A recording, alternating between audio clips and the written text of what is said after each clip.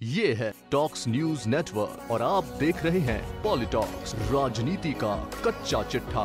Corona कहर से भयंकर रूप से प्रभावित महाराष्ट्र में इस महामारी पर सियासत भारी है। दरअसल महाराष्ट्र की राजधानी मुंबई में शनिवार की रात जमकर हाई प्रोफाइल ड्रामा हुआ।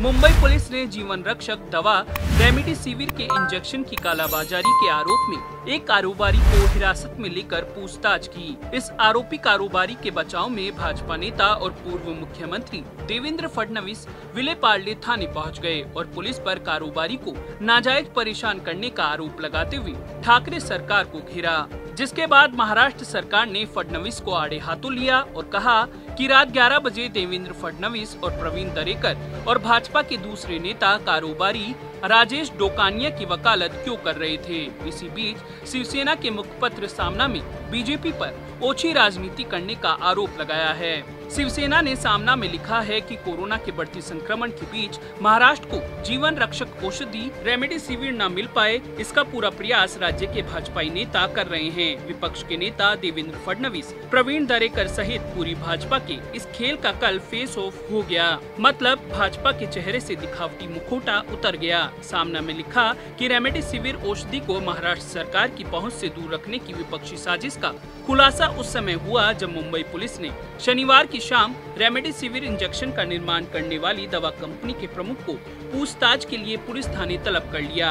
सामना में कहा गया कि दवा कंपनी के निर्माता को पुलिस द्वारा पूछताछ के लिए बुलाए जाने की कुछ ही देर बाद महाराष्ट्र विधानसभा में विपक्ष के नेता देवेंद्र फडणवीस, विधान परिषद में विपक्ष के नेता प्रवीण दरेकर, विधायक प्रसाद लाड एवं पराग अलावनी भी बीकेसी पुलिस थाने पहुंच गए। यहां दवा निर्माता कंपनी के प्रमुख को पुलिस थाने बुलाने की वजह पूछने के बहाने विपक्षी नेता पुलिस को धमकाते नजर आए। इतना ही नहीं, इन भाजपाई नेताओं ने काफी देर तक पुलिस से हुज्जत करते हुए सरकारी कार्य में अड़ंगा डाला।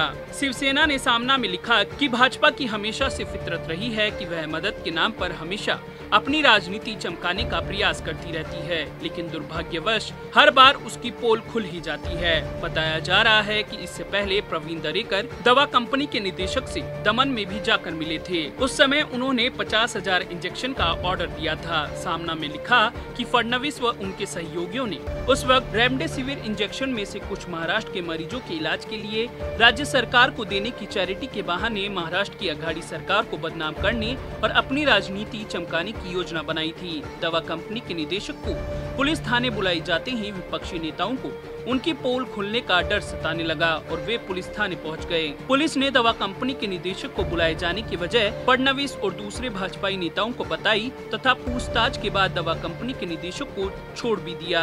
फिलहाल विपक्ष के नेताओं के इस रवैये की लोग जमकर आलोचना कर रहे हैं। पूर्व मुख्यमंत्री देवेंद्र फडणवीस ने शनिवार देर रात प्रेस कॉन्फ्रेंस कर महाराष्ट्र सरकार पर तीखा हमला किया। फडणवीस ने आरोप लगाया कि राज्य सरकार की तरफ से एक रेमडेसिविर सप्लायर को डराया गया है। फडणवीस ने कहा कि कुछ दिन पहले बीजेपी नेताओं ने दमन की ब्रुक फार्मा से संपर्क साधा था, जिससे महाराष्ट्र में समय रहते रेमडेसिविर की आपूर्ति हो सके। इस बारे में हमारी तरफ से राज्य के खाद्य एवं औषधि प्रशासन मंत्री राजेंद्र श्री गणे को भी बताया गया था और केंद्र सरकार से भी जरूरी इजाजत ली गई थी, लेकिन मैं हैरान रह गया जब पता चला कि खाद्य एवं औषधि प्रशासन के एक अफसर ने बकायदा ब्रुक फार्मा से संपर्क साधा और सिर्फ इसलिए डराया क्योंकि वे बीजेपी नेताओं से मिले थे। फडणवीस ने कहा कि इस प्रकार की राजनीति को स्वीकार नहीं किया जा सकता। देवेंद्र फडणवीस के मुताबिक प्रवीण दरेकर और एमएलसी प्रसाद लाड कुछ दिन पहले दमन गए थे और वहां जाकर ब्रुक फार्मा के अफसरों से मिले थे। कंपनी से सिर्फ इतनी अपील की गई थी कि वे रेमडेसिविर का स्टॉक महाराष्ट्र को भेजें। उस समय कंपनी की तरफ से साफ कर दिया गया था कि अगर राज्य और केंद्र सरकार की तरफ से मंजूरी मिल गई तो वे पूरा स्टॉक देने को तैयार हैं।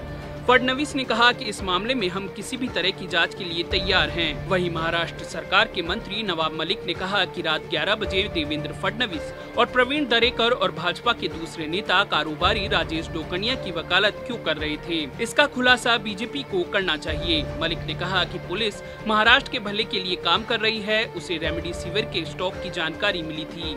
इसी वजह से राजेश को पूछताछ के लिए बुलाया गया। इससे पहले नवाब मलिक केंद्र सरकार पर आरोप लगा चुके हैं कि मोदी सरकार की तरफ से कुछ रेमडेसिविर सप्लायर पर दबाव बनाया जा रहा है कि वे राज्य को स्टॉक न भेजें। इस विवाद को लेकर जब एक सीनियर पुलिस अधिकारी से बात की गई तो उन्होंने इन तमाम आरोपों को ही गलत बता दिया।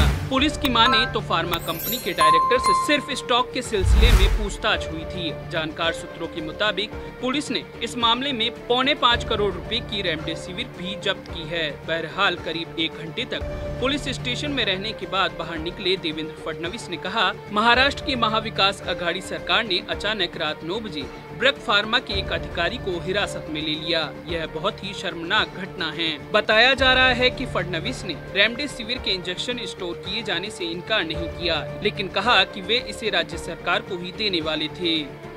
पॉलिटॉक्स ब्यूरो, महाराष्ट्र। ये है टॉक्स न्यूज नेटवर्क और आप देख रहे हैं पॉलिटॉक्स, राजनीति का कच्चा चिट्ठा।